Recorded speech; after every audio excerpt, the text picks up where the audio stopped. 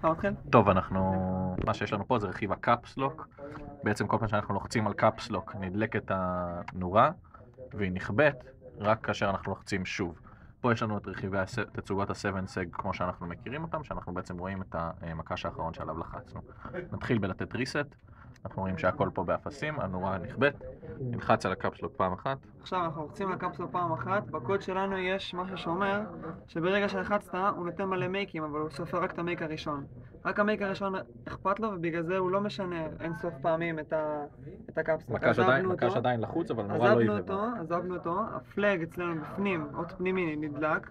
מה זה אומר? שבפעם הבאה שנלחץ קפסלוק הוא ישתנה.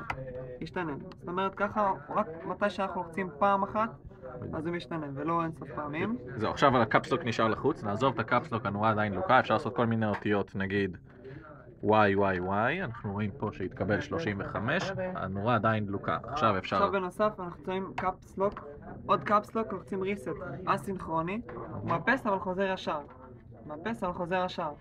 בדיוק, עכשיו אתה יכול לעזוב את הקאפסלוק, תלחץ על הקאפסלוק שוב. ריסט, קאפסלוק, עוד פעם מאפס וחוזר.